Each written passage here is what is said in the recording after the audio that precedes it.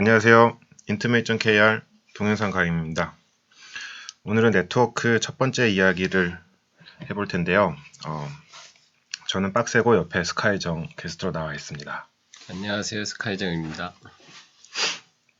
네트워크에 대해서 이야기를 해볼 텐데요. 오늘은 좀 특별하게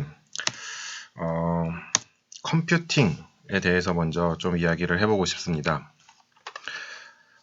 컴퓨팅이 뭐라고 생각하나요, 스카이정? 보통 컴퓨터는 많이 들었는데 컴퓨팅이라 하면 뭔가 계산한다는 말인가요? 그쵸. 원래 이거는 컴퓨터 계산이죠. 네. 그리고 컴퓨터는 계산하는 사람. 네. 현재 우리가 사용하고 있는 이 컴퓨터라는 게 실제로 나오기 전에는 컴퓨터라는 사람이 있었대요. 그래서 정부기관에서 뭔가 통계를 내거나 조사를 해야 될 때 이런 사람들이 여러 명이 앉아가지고 산수 문제 계속 계산하고 있는 거야. 주판 같은 거 들고. 물론 서양이니까 주판은 아니겠지만 이런 사람들이 진짜로 있었다가 컴퓨터 머신, 그러니까 계산할 수 있는 머신이 나오고 나서부터 이 컴퓨터라는 용어가 이 하드웨어 컴퓨터라는 걸로 쓰이기 시작했다고 합니다. 그래서 이때는 컴퓨팅이라는 게 계산하는 거를 의미를 했을 거예요, 분명히. 근데 이런 하드웨어 컴퓨터가 이렇게, 이 컴퓨터예요, 이거. 게임기 같은 게임기도 컴퓨터의 하나니까. 이런 컴퓨터가 나오고 나서는 컴퓨팅이라는 게 이 컴퓨터를 사용하는 행위를 자체를 말을 하게 되고, 제가 여기서 이야기를 하고 싶은 거는 오늘의 주제는 이 컴퓨팅의 역사, 즉 컴퓨팅 패러다임의 역사에 대해서 이야기를 한번 나눠보고 싶습니다. 이 컴퓨팅 패러다임, 좀만 더 짚고 넘어갈까요? 이 컴퓨팅이라는 게 어떤 요소들이 있을까요? 입력한다, 입력. 처리한다, 처리라면은 계산, 계산, 아웃풋이 나온다, 출력, 그리고 또 하나는 모르겠는데요. 제 생각에는 아무래도 데이터. 이거 뭐야? 이런 것들을 어떤 식으로 컴퓨터를 사용해서 해왔는지 이런 게 컴퓨팅 패러다임이라고 볼 수가 있을 거고, 이런 것들에 대해서 이야기를 해보면서 이 입력과 출력 이 부분이 결국 확장돼서 네트워크라는 게 될 수 있거든요.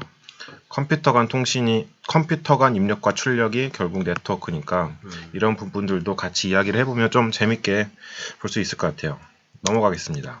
제일 먼저 태초에 여자가, 나는 이 사진을 보고 참 예나 지금이나라는 생각을 했는데, 태초에 여자가가 아니라 60년대에 여자가 아니라 메인프레임이 있었습니다.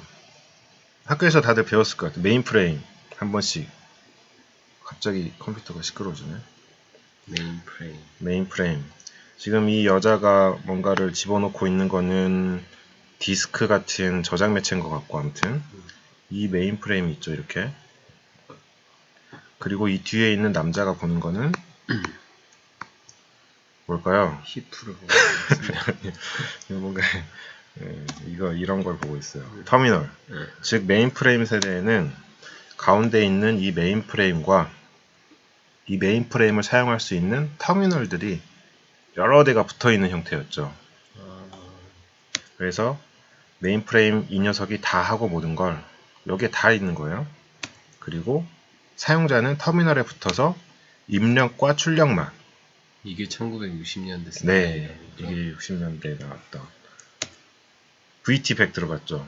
네, 텔넷이나 이런 데 보면은 통신 방식, 표시 방식에 대해서 VT100 뭐 여러 가지 숫자로 일어나는 게 있는데, 이때 정해진 규격이 지금까지 내려와서 쓰이고 있는 거고, 요 당시에는 이 메인프레임이 특성이 되게 중요한 특성들이 몇 가지가 있어요. 안정성, 다운타임 제로여야 된다. 죽지 않아야 돼야 되고요. 대용량, 고성능. 모든 사용자의 데이터들이 여기에 다 들어가 있는 거예요.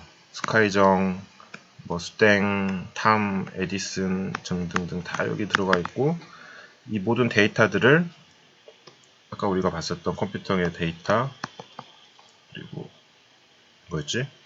계산 입력 출력 그리고 입력 출력 이 모든 것들을 여기서 다 하기 때문에 물론 이제 입력 출력은 이 터미널을 통해서 어느 정도 분담을 하기는 하지만 이 터미널에 출력해야 되는 내용물 자체를 다 여기서 하고 보내주기만 하는 거니까 어떻게 보면 얘가 다 한다고 봐야 될 거예요.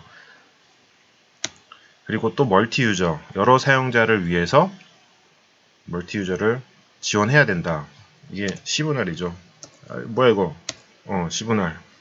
그래서 이거 참 앞에 보면은 여기 나오죠. 타임 쉐어링 시스템. 이게 마케팅 용어로 봐야 될지 아니면 기술 용어인데 사실은 마케팅 용어로 그대로 쓴 경우라고 볼 수 있어요. 마케팅 용어로 쓰였단 말이 뭔가요? 그러니까 광고하기 위해서 자기네 컴퓨터가 좋다라는 거를 광고하기 위해서 만든 용어인지 근데 광고를 위해서라면 차라리 멀티 유저 서포트 뭐 이런 것들을 쓸 텐데 아무튼 이 당시 컴퓨팅에서 타임 쉐어링 기법이란 거는 상당히 진보적이고 획기적인 거였다. 그래서 여러 사람들이 할 수 있는 것들을 쪼개서 할 수 있게. 타임 쉐어링에 대해서 한번 설명을 좀 할까요? 예, 그럼 이 사람, 저 사람, 이 사람이 이 메인 컴퓨터에 명령을 내리죠. 하고 싶은 거를. 뭐 얘는 1부터 100까지 더하는 프로그램. 얘는 뭐 1부터 100까지 더해서 나누기 2. 뭐 아무튼 얘는 여러 가지 뭐 1부터 100까지 곱하기 막 여러 가지 계산을 수행을 할 텐데 이 친구가 어떤 작업을 수행을 쭉 이렇게 하다 보면 이 친구는 기다려야 돼요. 얘가 끝날 때까지. 그쵸? 예. 네. 그리고 또 이 친구가 그 다음부터 작업을 하면 이 친구도 기다려야 되고 또 이 친구는 얘가 다 끝나면은 또 해야 되는 거고 그런데 컴퓨터의 특성상 CPU에서 일어나는 계산은 되게 빨라요. 시간이. CPU가 제일 빠른 거죠, 그러니까. 그리고 메모리, 그리고 디스크. 갈수록 시간이 되게 느려지는 거잖아요. 그렇죠. 그런데 1부터 100까지 더해라고 했을 때 계산은 CPU는 금방 하는데 메모리나 디스크에서 잡아먹는 시간이 있어요. 그러니까 CPU가 노는 시간이 좀 많아진다는 거죠. 1부터 100까지 더하는데 CPU가 이 정도만 하면 다 끝났어요, 일이. 그리고 나서 이제 메모리에 갖다가 놓고 또 디스크에 갖다 놓고 이런 것들을 하는데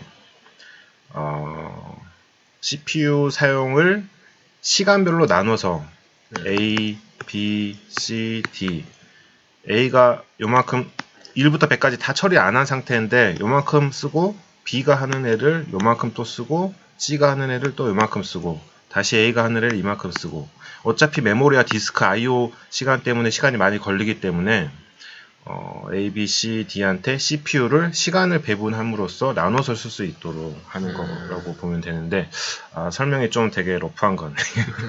약간 맞게 했나? 맞는 것 같아요. 그래서 아무튼 CPU가 사용하는 시간을 쪼개서 이렇게 쓰자. 시간을 쪼개서 쓰자. 타임 디비전이라는 타임 쉐어링 방금 뭐였지? 타임 쉐어링 있죠? 타임 쉐어링, 타임 디비전 뭐 이런 식으로 많이 쓰는데 아무튼 자원을 효율적으로 사용하기 위한 기법이라고 보면 될 것 같아요. 이게 60년대에서부터 컨셉이 잡혔다는 것, 기술이 있었다는 것 자체가 놀랍네요. 그렇죠. 현재도 지금도 이 기술을 이제 본격적으로 많이 사용하고 있는데. 맞아요. 사실 뭐 우리나라에서는 잘 쓰이지 않지만 중국의 핸드폰 기술 중에 네트워크 기술 중에 TD-CDM이라고 있어요. 타임 디비전. 그러니까는 어차피 자원은 한정돼 있잖아요. 네트워크 환경에서 기지국이 한데 이렇게. 그러니까 핸드폰 전화 통신을 하는 데 있어서 이 주파수 대역은 한정돼 있단 말이에요. 이걸 효율적으로 쓰기 위해서 되게 시간을 쪼개서 하는 방식이 있고 그리고 FD도 있죠.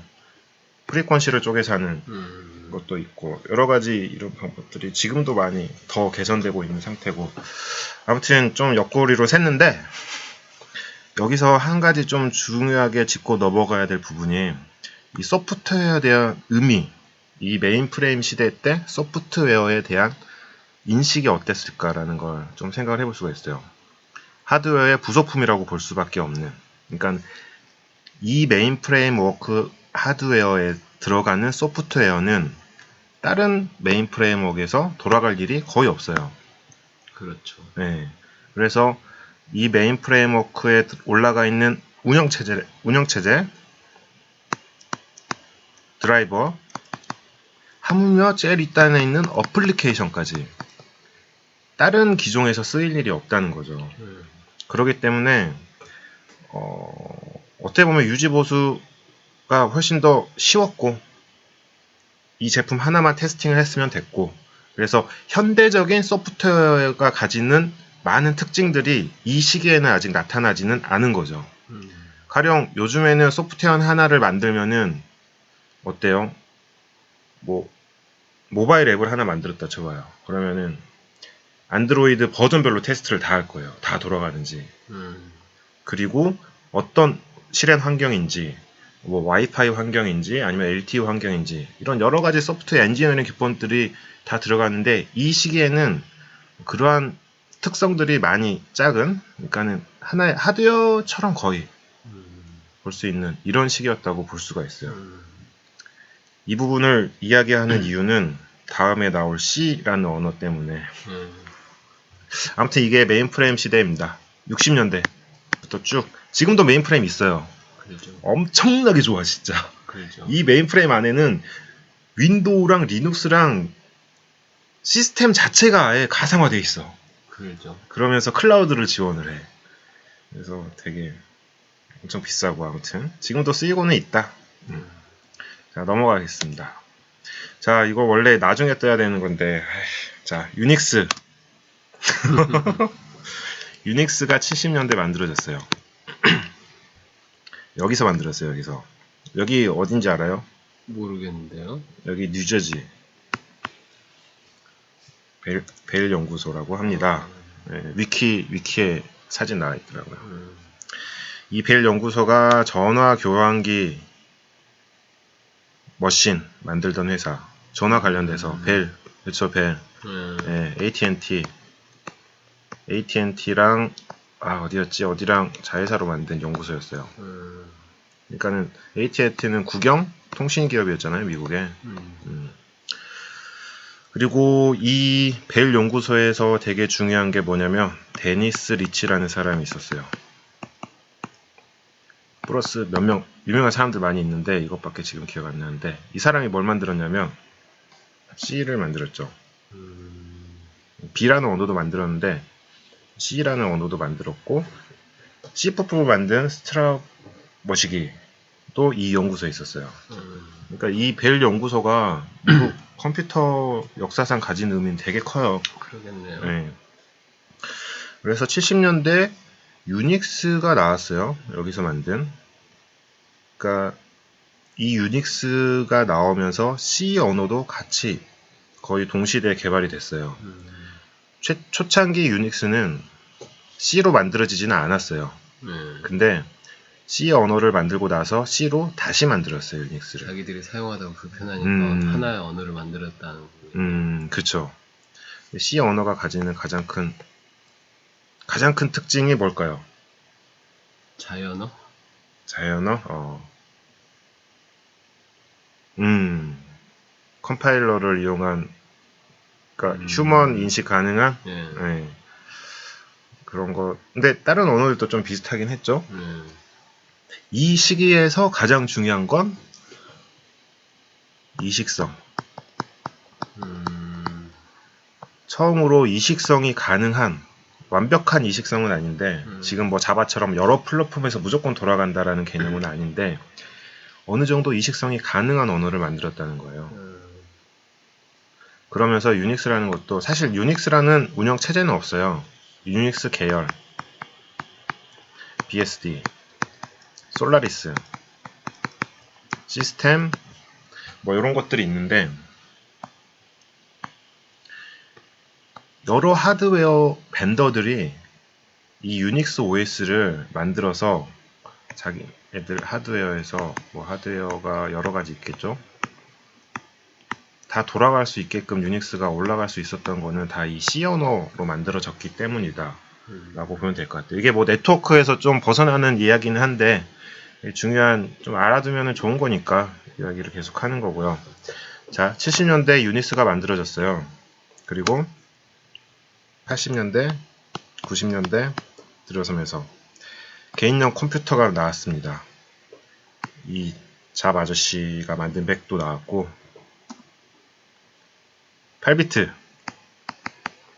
플로피 디스크 이거 뭐야 모니터 단세 허큘리스 CGA 모르겠어요. 기억도 안 나네. 칼라도 나오기 시작하고 HDD도 나오기 시작하고 그렇죠.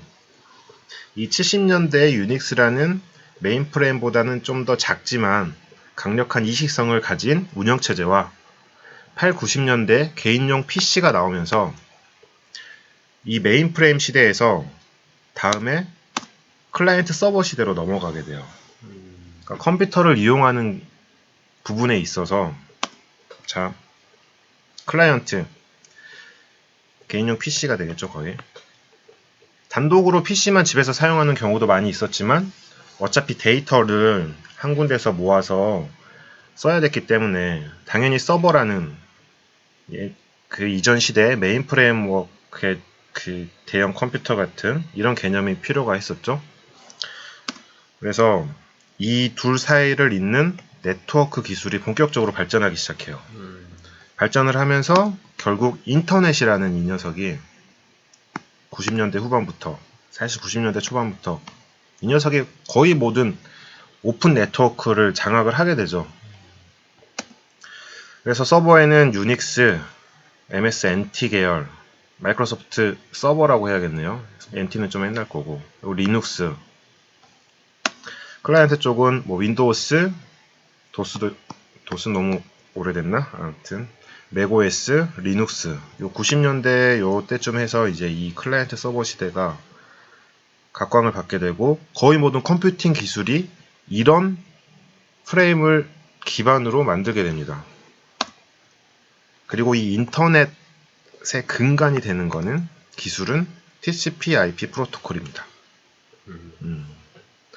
여기에 대해서 혹시 뭐 이야기하고 싶은 거 있어요? 스카이전. 이 방금 든 궁금증인데요. 네. 메인프레임 시대랑 클라이언트 서버 시대랑 어떻게 보면 컨셉적으로는 완전히 동일해 보이는데 크게 이 두 개로 구분 지을 수 있는 차이점이 뭔가 확실하게 있는 건지 단지 뭐 인터넷을 연결을 하기 위한 TCP/IP가 새로 생겨서 프로토콜이 바뀌었는지 바뀐 게 선이 이게 뚜렷한 다른 점인 건지. 네. 방금 이제 생각이 드는 게 옛날에는 어떻게 보면 클라이언트 쪽에서 입력을 하면 처리 자체를 서버에서 해서 다시 클라이언트가 그걸 출력을 받아서 뿌려주는 단순한 역할이었을 것 같은데. 그렇죠. 그래서 이제 서버가 너무 이제 과부하가 걸리니까 클라이언트에서 최소한의 작업을 처리해서 최대한의 작업을 처리하고 서버한테 조금의 과부하를 주는 방식이 클라이언트 서버 시대를 구분짓는 건지. 맞아요. 그게 가장 중요한 거를 이야기를 했어요. 그 부분 중요한 부분이고 이거는 사실 다음 장에 이야기를 하려고 했었던 부분인데 아니요. 일단 차이점 좀 그렇게 큰 차이점은 아니지만 좀 짚고 넘어갈 수 있는 차이점이 하나 있다면 메인프레임 때는 연구소 같은데 컴퓨터 방 같은 게 하나 있겠죠. 그래서 메인프레임 컴퓨터 하나를 딱 여기에 설치를 해놔요. 그리고 이 방 안에 터미널들이 있었어요. 그러니까 네트워크라는 개념이 거의 없었다고 봐도 돼요. 사실 이거는 좀 더 찾아보면은 뭐 다른 여러 가지 사용 방법은 있을 수 있겠지만 사실 뭐 집이나 다른 사무실에서는 쓸 수 없는 거였죠. 그렇죠. 메인프레임은 단독이었죠. 데이터도 여기에 그냥 다 들어가 있고 무조건 여기서 다 하는. 그리고 아무리 확장해서 넓혀져 봤자 같은 사무실이나 같은 층 내에서 또는 같은 건물 내에서 끝나는 경우 물리적인 구분을 하자면 그런데 클라이언트 서버 시대에는 서버는 인터넷이란 곳에 있는 거예요. 클라이언트는 집이 될 수도 있고 서버실이 될 수도 있고 여러 가지가 있는 거고 그래서 일단 물리적으로는 이런 물리적인 경계가 많이 허물어졌다라는 측면 볼 수 있을 것 같고 그리고 이제 중요한 게 방금 말했던 분산입니다. 분산. 그러니까 방금 스카이정이 말했던 자, 이거 그래서 이메일을 예로 한번 이야기를 한번 해볼게요. 클라이언트 서버의 특징을 자 메인프레임 시대 때는 어땠어요? 내가 컴퓨터실 들어가서 터미널 하나 켜서 메인프레임 접속을 해서 확인을 하는 거죠. 이때 메인프레임이 모든 역할을 합니다. 이메일 수신, 이메일 UI, 보관, 작성, 송신, 이메일에 대한 기능뿐만이 아니라 데이터, 그리고 UI까지 이런 모든 것들을 그리고 단순히 터미널은 여기서 뿌려주는 글자나 어떤 포맷을 그냥 이렇게 보여주기만 하는 거죠. 그렇다면은 클라이언트 서버 시대는 이게 어떻게 되느냐? 일단 클라이언트 서버 시대 때는 저런 그런 텍스트 기반보다는 GUI가 상당히 발전했죠. 근데 사실 이 GUI도 상당히 컴퓨터의 로드를 잡아먹는 일이었어요. 그때는. 예. 그러니까는 서버에서는 이런 거에 대한 부담을 질 필요가 없었던 거죠.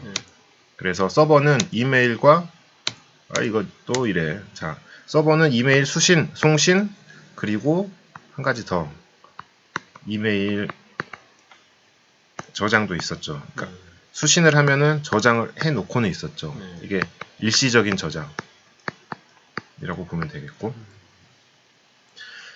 클라이언트 쪽은 이메일 UI에 대한 처리, 그리고 내 하드디스크에 이메일을 다 보관했고, 검색, 조회 이런 거 했고, 그리고 이메일을 작성할 수 있는 편집기 툴, 이런 것들을 클라이언트에 놔두면서 메인프레임 때 메인프레임이 혼자 다 했던 거를 이렇게 분산을 하기 시작한 거죠.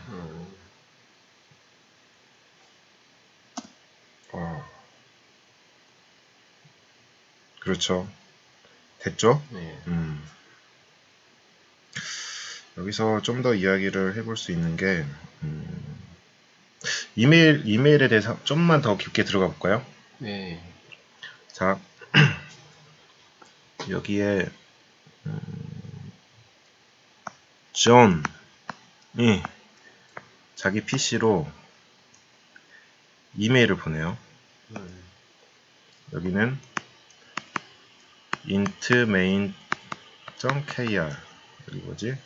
sky 이 메일 주소로 보낸다고 쳐요. 그러면 일단 이 메일 주소 도메인이 가지고 있는 메일 익스체인지 서버가 뭔지를 DNS 조회를 해서 알아낸 다음에 이 서버 IP로 이렇게 야, 나 너한테 메일 보낼 거 있어 하고 SMTP 연결을 시도를 하게 되죠. 그러면은 서버는 항상 켜져 있죠, 일단. 이거 안 돼. 받아요, 메일을. 존이 이렇게. 받아서 이메일을 저장을 시켜놓고 있어요. 자, 존이 직접 이렇게 보낼 수도 있고, 존도 자기의 이메일 서버를 통해서 보낼 거예요, 아마. 근데 아무튼 이건 존이라고 합시다. 그러면은 이 스카이라는 사람이 집에 와서 컴퓨터를 켰어요. 그리고 이메일이 왔는지 확인을 하려고 이메일 프로그램을 띄우는 순간 이메일 프로그램은 서버에 접속을 하는 거죠. 나한테 온 이메일이 있니? 이때 쓰는 프로토콜이 팝3 또는 IMAP 쓰입니다. 그러면은 이 서버는 야, 너 하나 있어, 가져가 하고 주죠. 그러면 이 이메일이 저장되어 있는 게 이제 지워지면서 또는 남겨둘 수도 있고 일로 오면서 이제 여기서 이제 보게 되는 거고 뭐 답장을 쓰면 또 이렇게 해서 야 이메일 보내줘. 이때는 SMTP 서버가 되면서 또 이렇게 받는 서버, 보내는 서버 설정 다 이렇게 해서 쓰잖아요. 이런 것처럼. 그래서 사실 클라이언트 서버이기 때문에 새로 생겨나는 프로토콜이 되게 많아졌어요. 이 시기에. 여기서 봤듯이 팝3라는 것도 클라이언트 서버를 위해서 생겨났다 라고까지는 아니지만 이 환경 때 쓰이기 시작한 거고, 아니면 뭐 텔넷이라던가 FTP 등등 여러 가지 프로토콜들이 클라이언트 서버를, 네트워크 프로토콜이긴 한데 되게 많이 쓰이는 거죠. 이 컴퓨팅 패러다임 시기 때. 네, 넘어가도록 하겠습니다. 이거는 이제 진화 과정입니다. 진화. 그래서 잘 다들 알고 있겠지만 클라이언트들이 엄청나게 많아지면서 부하가 걸리죠. 서버가 너무 바빠서 일을 나누기 시작했어요. 근데 가장 베이직하고 생각하기 쉽고 효율적인 나누는 게 뭐였냐면 앱단과 데이터의 분리였어요. 그래서 DB 서버를 따로 두고 거의 뭐 오라클을, 사실 오라클 깔아서 올려버리면은 자원 많이 먹잖아요. 또는 뭐 DB2라던가 여러 가지, 아니면 간단한 미니나 MySQL 같은 이런 것들을 올려서 서버를 따로 구성을 해놓고, 여기서는 뭐 HTTP를 예를 들자면 웹서버와 그 동적 프로그래밍이 가능한 뭐 JSP, PHP 이런 어플리케이션 딴만 놔두는 거죠, 이쪽 서버에. 그러면서 자원을 좀 효율적으로 쓰기 시작하기로 한 거죠.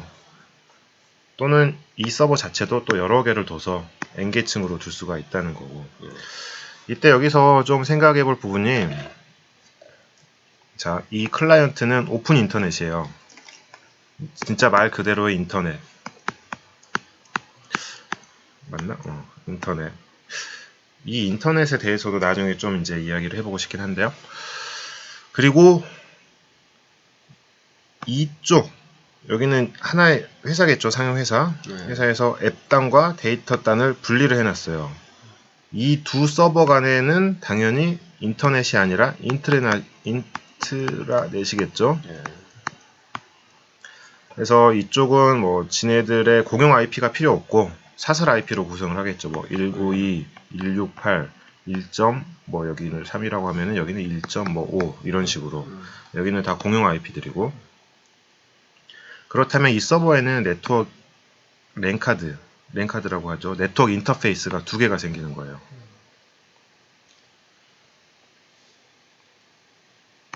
여기도 네트워크 랜카드가 하나 있고, 그래서 이거는 하나의 서브넷으로 되게 속도가 빠르겠죠. 이 둘만 바로 옆에 있는 거니까, 같은 서브넷에서. 그리고 여기는 인터넷 클라이언트는 여러 홉을 지나서 오겠죠. 라우팅 되면서. 이렇게. 그래서 서버 내에 이런 인터페이스가 두 개가 있잖아요. 그러면 이때 뭐가 필요할까요? 네트워크 관점에서. 네트워크 관점이라 패킷이 어디로 가야 되는지에 대한 결정이 필요하게 돼요. 서버가 만약에 클라이언트가 요청한 거에서는 답을 해줘야 되는데 이쪽으로 해줘야 되는데 이쪽으로 가면은 당연히 얘는 못 찾을 거 아니야. 그러니까는 이 패킷은 이쪽으로, 이 패킷은 이쪽으로, 뭐 이런 여러 가지. 그러면서 어떻게 본다면은 라우팅 테이블 같은 게 생겨서 패킷들을 어떻게 관리할 것인가, 이런 네트워크 기술들이 많이 쓰이게 되는 거죠, 이 시대에. 뭐 당연히 옛날부터 쓰이던 건데 그냥 이거는 이야기를 해봤습니다. 네. 자, 그래서 이 클라이언트 서버 시대에는 제 생각에는 웹 브라우저의 시대라고 해도 과언이 아닐 것 같아요. 결국 그렇죠. 간단한 예로 지메일을 둡시다. 지메일이 나온 시기는 거의 클라우드인데, 지메일 말고 옛날에 알아요? 네띠양이라고. 네, 알아요. 이메일 서비스가 있었어요. 요때가 딱 요때를 딱 들어갈 때거든. 모든 게 다, 그때는 익스플로러 많이 썼고, 모든 게 다 HTML화 돼서 브라우저에서 다 놀았단 말이에요. 그래서 A라는 회사가, 즉 넷디앙이라는 회사가 이런 서비스를 제공을 하는 거죠. netdiang.com 해가지고 와서 자기 이메일 확인하고 뭐 이런 식의 이 서버를 사용자가, 클라이언트가 이용을 하는 거죠. 이때 아웃소싱 개념이 생겨났어요.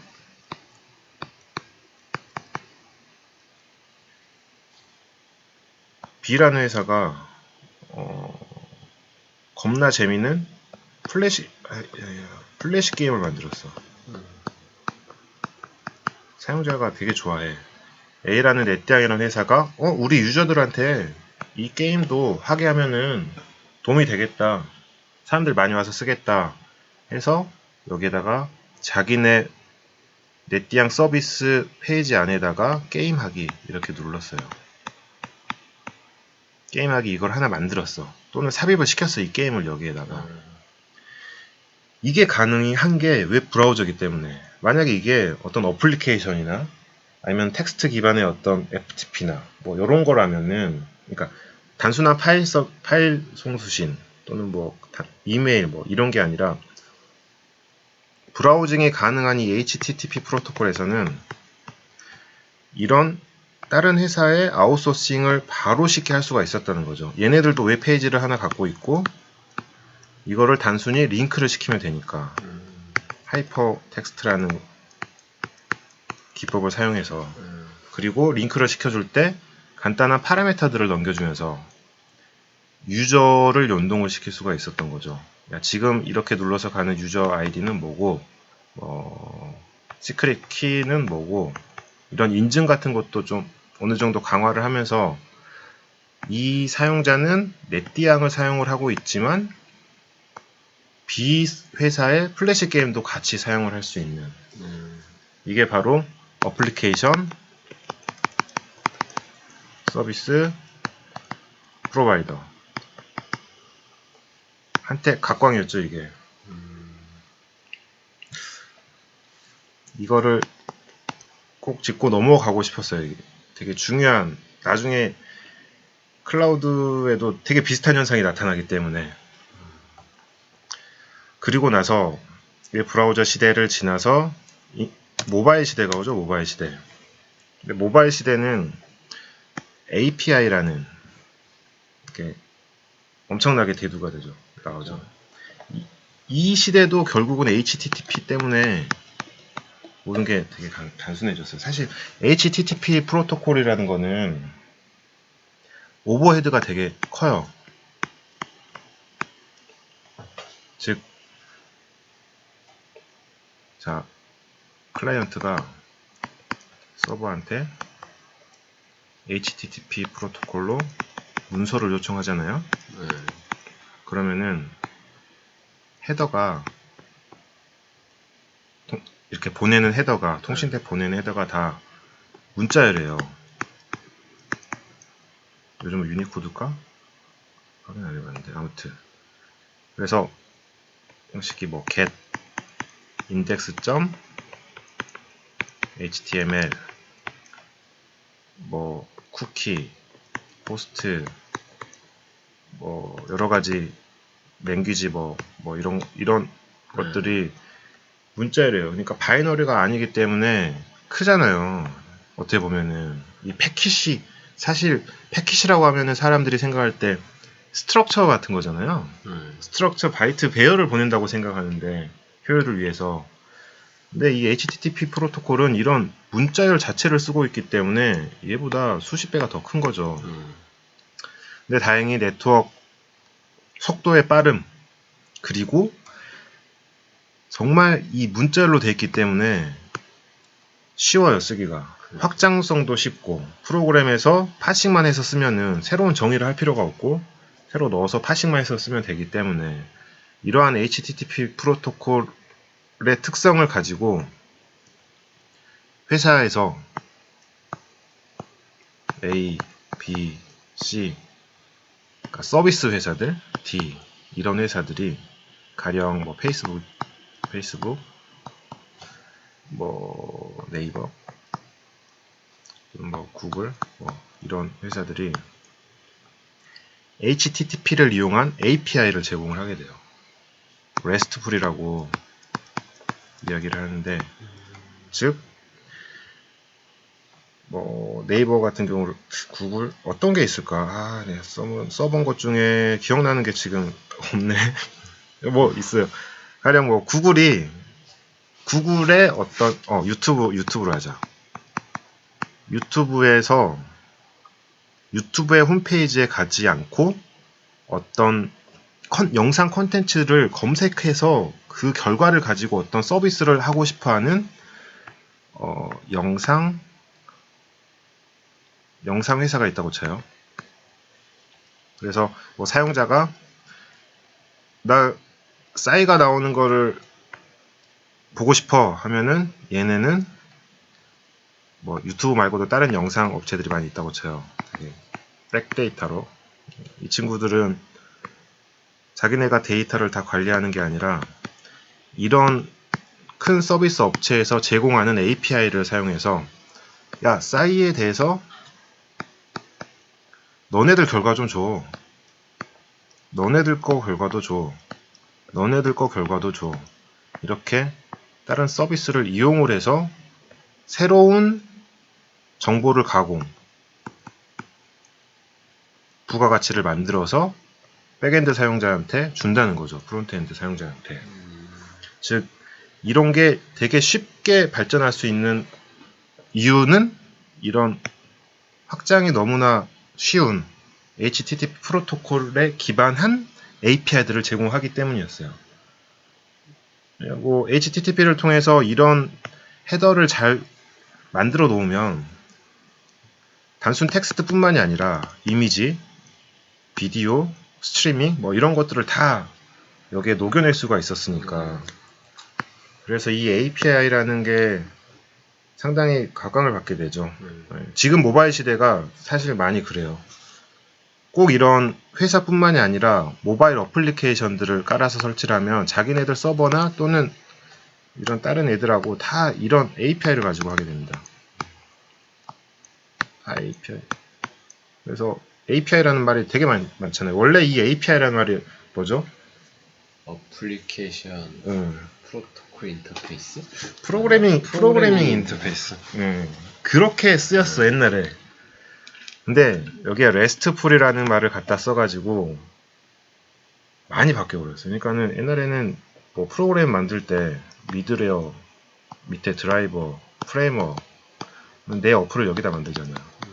뭐 이 어플리케이션 만들면서 이 프레임워크의 API를 쓰는 거였잖아요, 사실. 근데 그런 것처럼 내 서비스를 만들면서 다른 서비스에 있는 API를 쓰게 된다는 되게 확장이 많이 된 거죠. 그래서 이것 때문에 지금 결국 우리가 현재 처해 있는 컴퓨팅 시대는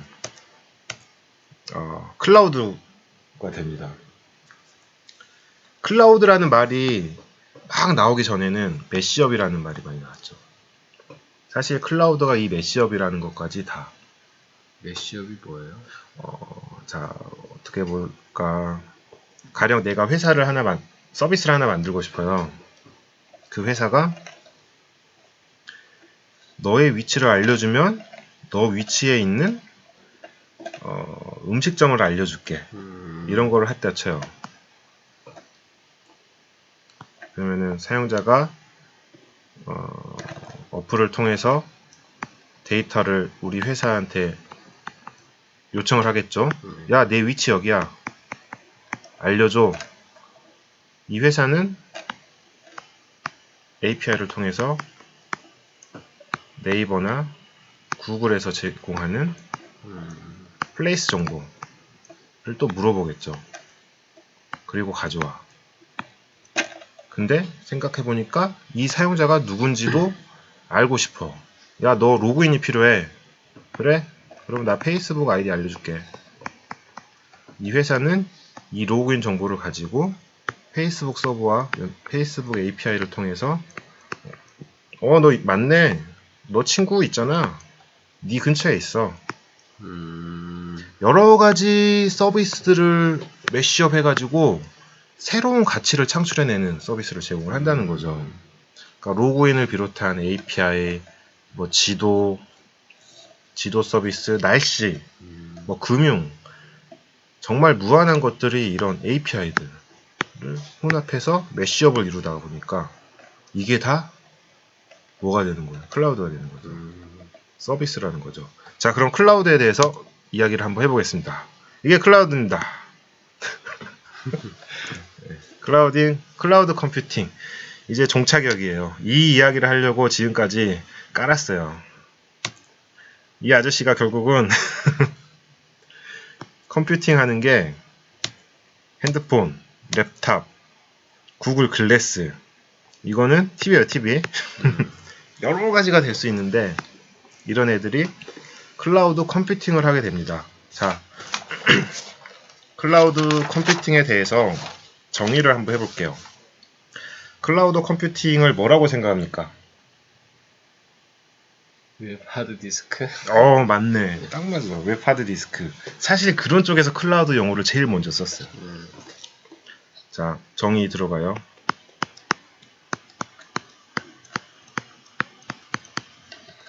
애저 서비스예요.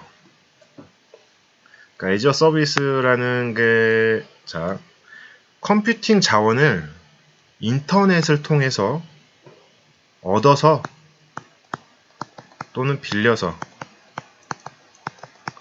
이런 서비스로 이용을 한다는 거예요. 즉, 내 컴퓨터에는 데이터도 없고 어플리케이션도 없어요. 솔직히 그 위에 모든 것도 다 없어요. 그냥 난 단순히 접속할 수 있는 능력만 있어. 인터넷에. 이 인터넷에 접속된 여러 가지 자원들, 공공 데이터들도 있잖아요. 정부에서 지원하는, 아니면 페이스북이나 트위터나 여러 가지 자원들을 통해서 이용을 해서 그냥 갖다가 컨슘한다는 거죠. 즉 나는 아무것도 설치를 하거나 깔거나 관리를 하지 않고 난 소비만 하고 싶다는 거에 대해서 서비스로 제공을 해줄 수 있다. 이게 클라우드 컴퓨팅의 가장 큰 특징이라고 볼 수가 있어요. 그리고 이런 모든 서비스를 제공하는 곳들이 이제 서로 맞물려 있고 구름처럼 정체를 알 수 없는 거지. 솔직히 내가 어떤 A한테 뭔가를 얻으려고 요청을 했어. 쓰고 싶어. 근데 이 친구는 또 다른 애한테 뭔가를 얻어서 쓰고 있어. 근데 이 친구는 또 다른 애랑 또 연결이 돼 있어. 몰라 그냥. 마치 인터넷에서 어느 라우터를 통해서 가야 최소가 되는지 결정하는 것처럼 이 친구들도 잘 몰라. 어떻게든 돼 있어. 네, 전에 설명해 주신 개념이랑 지금 현재 클라우드 컴퓨팅, 저도 여기를 잘 모르는데 현재 저희가 뭐 클라우드 시스템이라고 해서 뭐 저희가 애플 거 핸드폰을 사용한다 그러면 뭐 클라우드 프로그램이 하나 설치돼서 뭐 제 핸드폰에 들어있는 사진들을 막 올리잖아요. 근데 이 사진들이 그러면 다른 사람이 이 정보를 가져갈 수도 있는 건가요? 그거는 그 회사가 보안을 잘 신경을 써야 되는 거죠. 그러니까 물론 자기네들 데이터베이스를 잘 관리를 하겠죠. 각자. 그리고 권한이 없는 액세스는 거부를 하고 여러 가지 팔러시들을 세울 텐데 사실 모르잖아 나는. 근데 저는 좀 헷갈리는 게 메시업 방금 전전에 얘기했었을 때는 저희가 흔히 요즘 어플들 깔아서 실행하면 페이스북 계정으로 로그인을 할 사람, 개인 계정을 새로 생성할 사람 해서 페이스북을 선택하면 아까 말씀하신 메시업 시스템에 접속해서 자기가 메시업 시스템이 뭐 페이스북과 뭐 연결이 되어 있으면 거기서 개인 정보를 요청해서 받아서 인증을 하고 그걸 알겠는데 이 메시업 시스템이 클라우드 시스템하고 매칭되는 그 포인트가 현재 제가 여태까지 사용했던 클라우드 시스템은 단지 나의 개인 자료를 핸드폰에 있는 자료를 사진 자료를 클라우드 시스템에 올려놓고 내가 집에 가서 맥북으로 똑같은 클라우드 프로그램을 다운로드 받아 있으면 설치되어 있으면 그 사진을 내 컴퓨터에서 다시 또 다운로드 받아서 볼 수 있고 단지 딱 웹 하드로만 보이거든요. 맞아요. 근데 그게 어차피 되게 비슷한 개념이긴 한데 사실 좀 클라우드라는 말이 마케팅으로 먼저 많이 쓰였어요.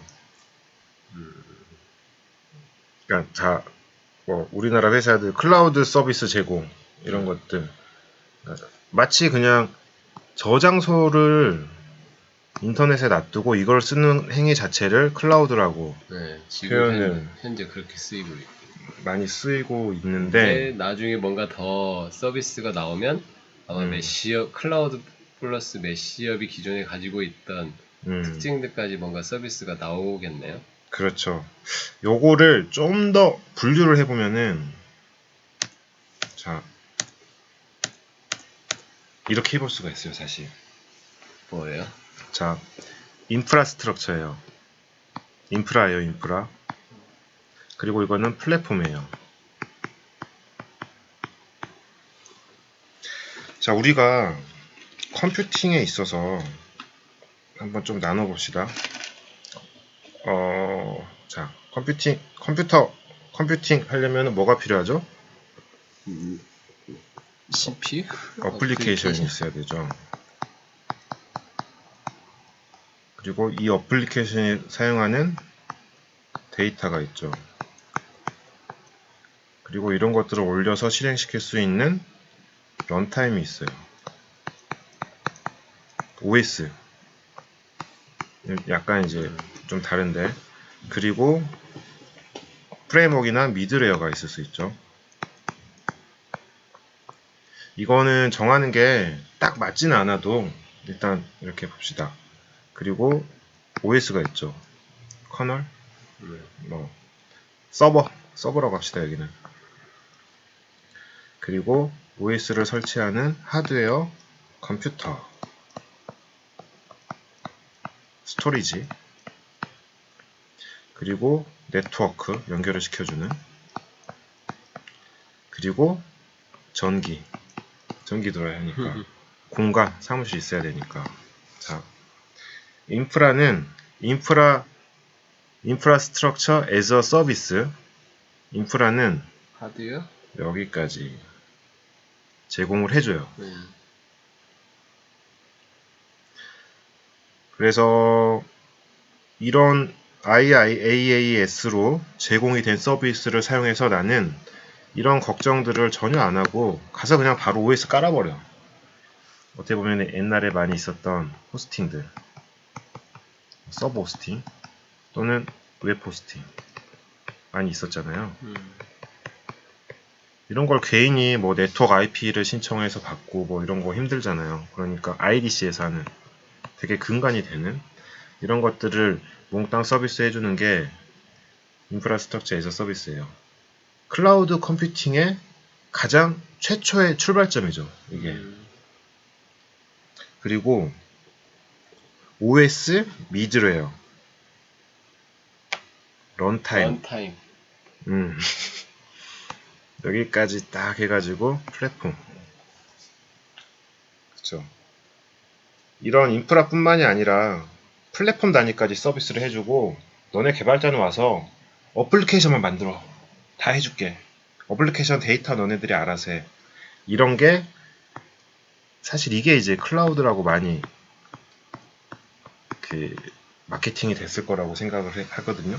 이런 게 보면은 뭐 아마존에 있는 AWS라던가 마이크로소프트 애저 아니면 구글에서 사용하는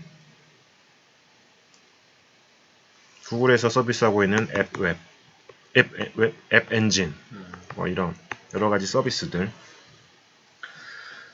그리고 어플리케이션까지 다 소프트웨어 에서 서비스 그냥 지메일 생각하면 돼요. 지메일 들어가면은 접속하면 다 나오잖아. 그냥 하는 거 아무것도 없잖아. 사용자 컴퓨팅을 내 PC에 어떠한 것도 사용하지 않잖아. 인터넷 능력 외에는.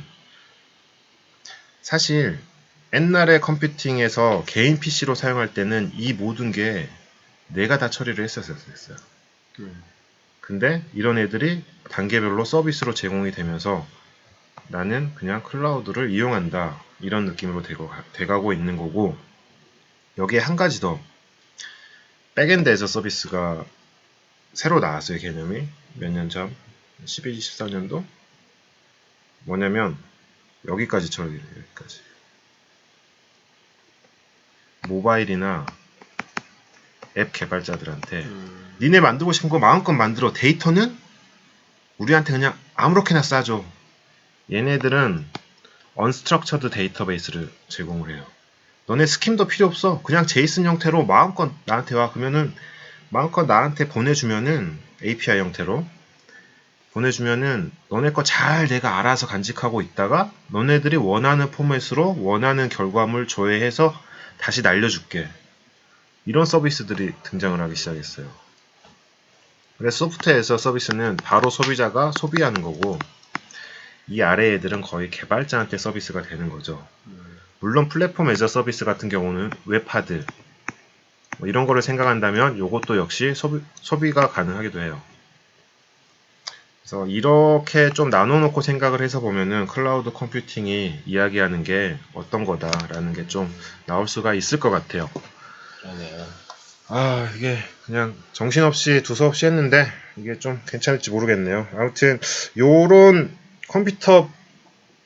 컴퓨팅 역사를 가지고 좀 네트워크를 이해하는데 미리 배경 지식으로 좀 가지고 있으면 괜찮겠다라는 생각이 들어서 이걸 하게 됐고, 상당히 오랜 시간 동안 했던 것 같은데 여기서 마치도록 하겠습니다. 어땠어요? 네. 힘들지? 힘드네요. 마치겠습니다.